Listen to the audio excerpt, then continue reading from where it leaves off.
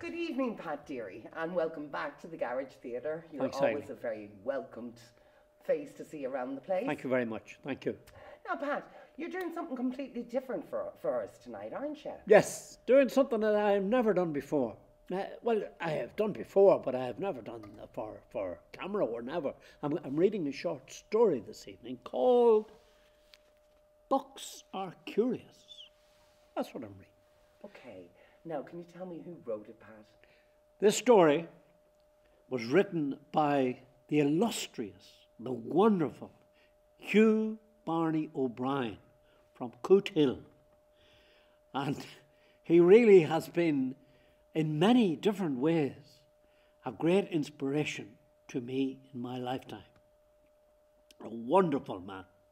And I asked him about this story, and he said, you pick it up, you do with it whatever you want to do with it yourself. But it could be a series of stories. I don't know anything about it at all. I know that there are two central characters, and I know that his description of things. Anyway, I think an awful lot of Hugh Barney O'Brien. Hugh Barney O'Brien really he comes from, his father was a tailor, and he had a tailor shop. I don't know where, maybe Coot Hill, I don't know where it was anyway, but he had a tailor shop. But it left that this O'Brien guy knows a fair bit about measuring and cutting and stuff, you know, for suits and things. But he would tell you himself that he is a connoisseur of of fine, what do you call it, thread, patterns, cloth.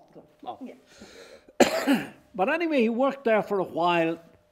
And then he went away to England, as far as I know. I don't want to give too much away about him because his personal life is his own life. But he went away to England anyway, and he came back. He did a degree, and he began to teach in the comprehensive in Coot Hill. He taught English and history. And I can't say much more about his personal life, but let's say that there was a big change in it at one stage in his life.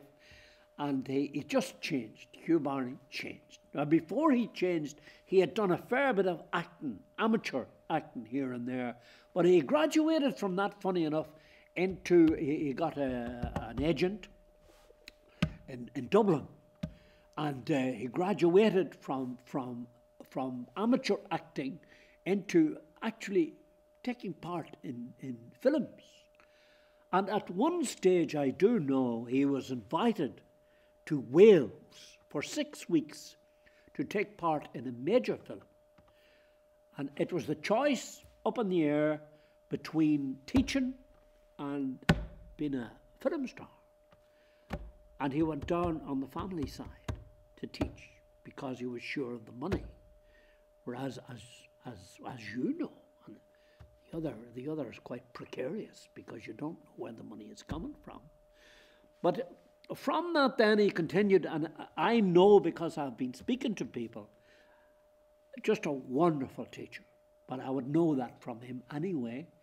And I think he's the only person ever got paid on a regular basis for taking part in Father Ted. He had 3 different appearances in Father Ted. Now, to get into Father Ted, it's a major achievement, I would imagine, for anybody to get into Father Ted. And his 3 performances in Father Ted, I remember every word that he said, you know, and he based his character on a man that he knew in Coot Hill. Everything was based on somebody that he knew, and the way he talked, the way he looked, the way he observed things. And we're leaving that anyway. He did that, and then he got a part. He got a part then in a major film with Kev. And he talked to me about Kev coming on the set. And I said, it was Kevin Spacey. But O'Brien called him Kev. But I first met him on the stage in 1996. And 25 years ago now. And I just thought there was nothing like him. There's no point in me saying anything else. I thought there was nothing like this man. He could do anything, in my opinion. And I remember him, he was in a play, Salvage Shop. And he was the old man who finished up eating Complan in a bed. And I remember one night, I had a very small part in that play, but I went round the back of the stage in the old garage. There was a hole in it, in the back of it. I don't know if you knew this. You did, of course. There was a wee hole. Somebody had a wee hole burrowed. Our secrets out now. I know. But I watched him through the hole eating the Complan. And I just thought I'd never seen anything like it. And from then on, we appeared together, thank God, many, many times that we travelled together in the world. We did. But on one particular occasion, we were also this is true stuff, we were in the tax-free in Bangkok airport. Myself and him together in the tax-free in Bangkok airport. And we decided going into the doors that we would be partners and we would be quite effeminate in our actions. But there were two girls behind each one of us. They were watching in case we'd steal something. But we went over to the perfume counter and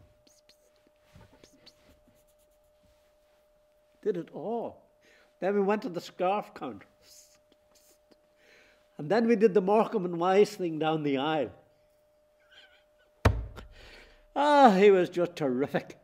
And another night in Bangkok, no, I can't. We went to Bangkok at night time. You could buy anything from a needle to an anchor, right? But we spent a couple of great hours together that night. And now he is at home, COVID, etc., and he can't move too much. Over the years, his eyesight has failed, and he has to. The books that he gets, and he's very, very grateful for this. He gets books from Good Hill Library, and they send him out books that he can listen to, and he's very, very grateful for all that. And I speak to him maybe a couple of times a week, maybe a couple of times a week. So he asked me, through you, Eileen, if it would be possible to read this out. And I have committed now and done that, But brilliant. Yeah, just an amazing man. He is. I have to say he's also one of my heroes. Oh, I know. And I just miss him so much off stage. He was such a pleasure to watch on stage. Pleasure. Any character he played, you fell in love with that character. Absolutely. And he could do it. I remember one time in the salvage shop again, he had to play a musical instrument. He learned how to play the trumpet and go into the brass band, and he was dying of cancer in the play, right? And they asked him, in the course of the play, they asked him, like, what the hell did you go and learn the trumpet for? He says, it gives me a reason to put on my cap in the morning.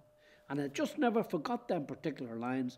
And there he is now, and I would find him anytime I phone him, and never down now, up, tries to keep himself up all the time, and tells you if you're ever fed up to go and do something. Just do something. Oh, but I want to tell you a great story. I was talking to him yesterday, and he was telling me that he formed a musical group, when he was 17 or 18. Something five anyway. But they did the opener for Brenton Boyer and the Big Eight in Rockcurry, and they were on first.